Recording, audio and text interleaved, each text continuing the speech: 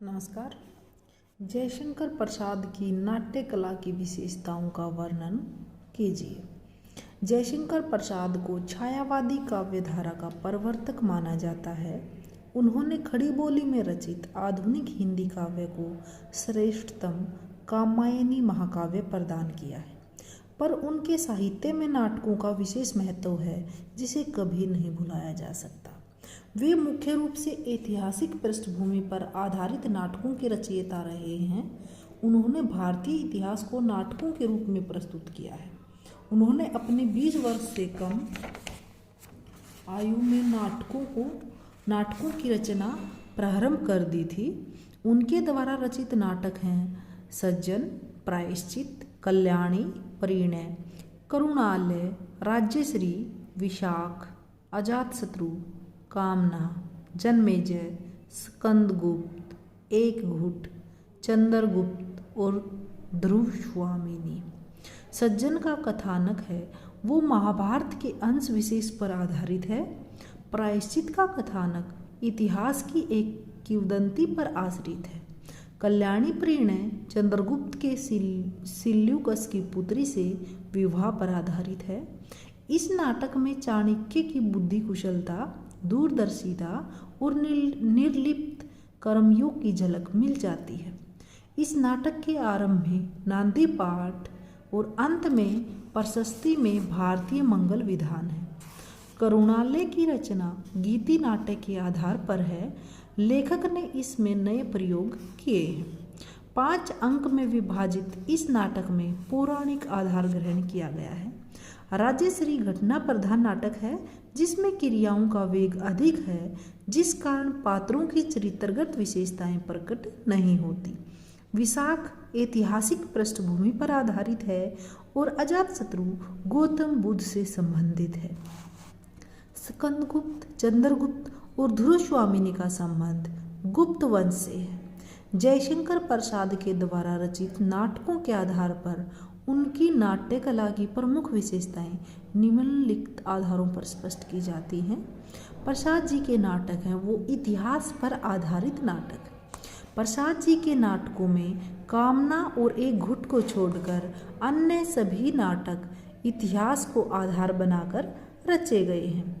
लेखक ने इस विषय में स्वयं लिखा है कि इतिहास का अनुशीलन किसी भी जाति को अपना आदर्श संगठित करने के लिए अत्यंत लाभदायक होता है। मेरी इच्छा भारतीय इतिहास के अप्रकाशित अंश में से उन प्रकांड घटनाओं का दिग्दर्शन कराने की है जिन्होंने हमारी वर्तमान स्थिति को बनाने का बहुत कुछ प्रयत्न किया है।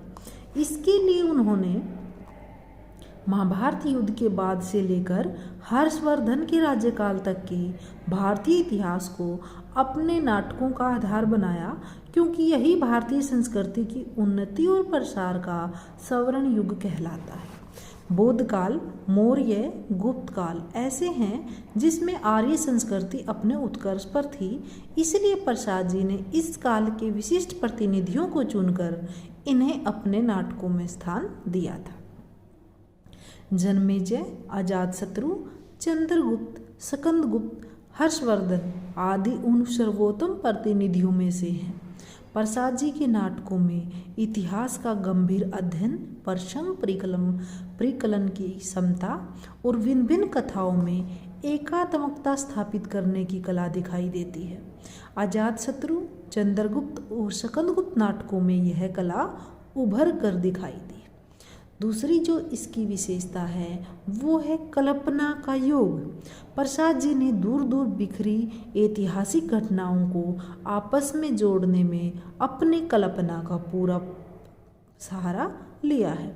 उन्होंने एक सूत्र में इस प्रकार बांधने में सफलता प्राप्त की है कि वे टूटी हुई कड़ियों के रूप में दिखाई नहीं देती।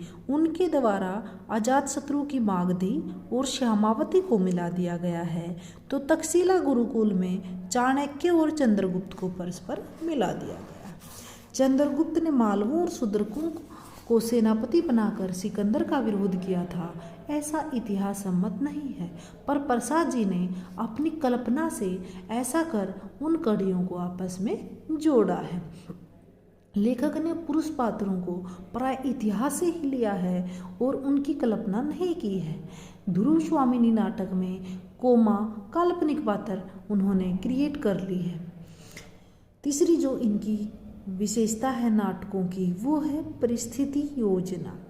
नाटकों में मुख्य और प्रासंगिक घटनाओं तक पहुंचने के लिए विशेष परिस्थितियों को बनाना अनिवार्य होता है, क्योंकि उन्हीं के माध्यम से परिणाम तक पहुंचा जा सकता है। परिस्थिति और घटना में कार्य कारण संबंध होना चाहिए। ऐसा न होने पर दर्शक पाठक के हृदय में प्रश्न उत्पन्न होता है कि ऐसा कैसे हुआ। साथ ही असंबंधित घटना का कोई प्रभाव भी नहीं रहता। प्रसाद जी ने अपने नाटकों में परिस्थितियों की सुसंगत योजना करने में प्रतिभा दिखाई है, जिस कारण नाटकों के वस्तु विन्यास में सुसंगठितता का गुण उत्पन्न होता है। अंक और दृश्य। प्रसाद जी के नाटकों का अंक और दृश्य विभाजन सिद्धांत एक सा नहीं है। अजातशत्रु में अंकों के भीतर जैसे दृश्य दिए गए हैं वैसा स्कंदगुप्त में नहीं किया गया। चंद्रगुप्त में दृश्य शब्द का प्रयोग नहीं किया गया है। केवल सूचना देने के लिए ही दृश्यों की योजना नहीं की जानी चाहिए थी। प्रसाद जी ने यदि अंकों की ठीक प्रकार से योजना की होती तो चंद्रगुप्त में 5 अंक का और राजश्री 3 अंक का नाटक होना चाहिए था। चंद्रगुप्त जयशंकर प्रसाद जी में ये कमी थी कि इनके नाटक खेले नहीं जा सकते थे। एक ध्रुव स्वामिनी नाटक है जो कि मंच पर खेला गया था। बाकी नाटकों में अनावश्यक विस्तार था जिसकी वजह से ये मंच पर खेले नहीं गए। प्रसाद जी के अधिकांश नाटक थे उनमें अनावश्यक विस्तार सा दिखाई देता है जो वस्तु संविधान में अवरोध बनता है। इसमें प्रधान कथा की धारा अरोचक दिखाई देने लगती है। ऐसा विस्तार उन स्थलों पर दिखाई देता है जहां लेखक ने कथा की स्वाभाविक धारा को छोड़कर अन्य प्रसंग उठाने का प्रयत्न किया है। अनावश्यक रूप से वाद विवाद को जमाने की चेष्टा की है। नेक्स्ट है पात्र योजना। प्रसाद जी के विशाख के अतिरिक्त अन्य सभी नाटकों में नायक भारत के सम्राट ही हैं। वे कुलशील में श्रेष्ठ हैं। स्कंदगुप्त, चंद्रगुप्त मौर्य, गुप्तवंशीय, चंद्रगुप्त, जन्मेजय आदि सभी विनीत, मधुर, त्यागी, दक्ष, स्थिर, युवा, बुद्धिमान, उत्साही, कलावान, आत्मसम्मानी, सूर, दृढ़, तेजस्वी और धार्मिक हैं और कथा में आरंभ से अंत तक जुड़े रहते हैं। वे सभी धीरोदात्त नायक हैं। ध्रुव स्वामिनी और राजश्री में नायिकाओं ने प्रमुख स्थान लिया है। उनमें वैसे सभी गुणों का समावेश हुआ है जैसे नायकों के लिए आवश्यक होते हैं। विपक्षी नेता धीरोदात्त नायक है। वे मायावी, छली, प्रचंड, चपल, असहनशील, अहंकारी, सूर और स्वयं अपनी प्रशंसा करने वाले हैं।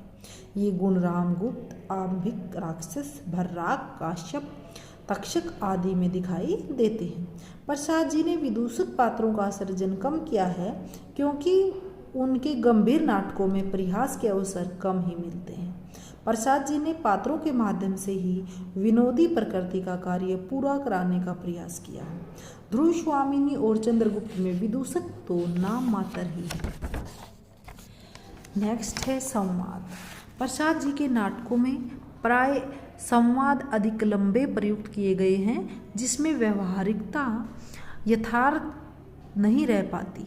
प्रसाद जी मूल रूप से कवि थे और इसलिए उनमें भावुकता की मात्रा कुछ अधिक थी। उनके नाटकों के संवादों में भी कहीं कहीं आवेश युक्त भावातिरेक का विस्तार आवश्यकता से अधिक है। उनके नाटक अधिकतर वीर रस से संबंधित हैं, इसलिए संवाद आवेश और उत्कर्ष से भरे हुए हैं। इनके नाटकों में स्वगत कथनों की भरमार है। कहीं कहीं एक ही क्रम में 2 व्यक्तियों का स्वगत कथन और एक ही व्यक्ति के द्वारा बार बार इसका प्रयोग खटकता है। इसमें नाटक के प्रभाव में रुकावट भी उत्पन्न होती है। नेक्स्ट है कविताओं और गीतों का प्रयोग। प्रसाद जी मूलतः कवि थे तो ये तो सामान्य सी बात है कि उनके नाटकों में गीतों और कविताओं का प्रयोग तो होगा ही। प्रसाद जी ने अपनी आरंभिक नाटकों में इसका प्रयोग, जो पारसी पद्धति थी उस टाइम पे चली हुई थी, उसका प्रयोग बहुत ही अधिक किया है। स्कंदगुप्त में हूण आक्रमण के इसमें जो त्राही त्राही मचती है वह कविता में ही व्यक्त की गई है, जो उचित प्रतीत नहीं होती। राजश्री और विशाख की रचना के बाद नाटकों के सभी स्त्री पात्र गान प्रिय ही दिखाई देते हैं। चंद्रगुप्त में कार्नेलिया, कल्याणी, मालविका, सुहासिनी सभी गाती हैं और इतना अधिक गाती हैं कि संगीत भी अप्रिय लगने लगता है।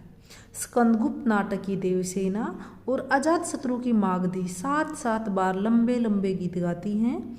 नेपथ्य भी लंबे लंबे गीत गाए जाते हैं जो अव्यवहारिक प्रतीत होते हैं। अभिनेयता, प्रसाद जी के अधिकांश नाटक रंगमंच की दृष्टि से दोषपूर्ण और अव्यवहारिक हैं। इनके नाटक बहुत बड़े हैं, जिनके प्रस्तुतिकरण के लिए 5-6 घंटे भी कम पड़ते हैं।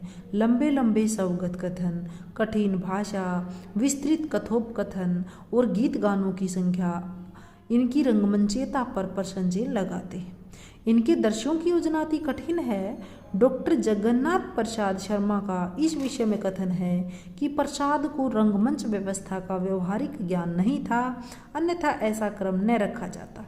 उनका जो धुरोस्वामिनी नाटक है वो ऐसा ही नाटक है जिसकी रंगमंचीयता के आधार पर प्रसाद जी के नाटककार होने में संशय नहीं किया जा सकता।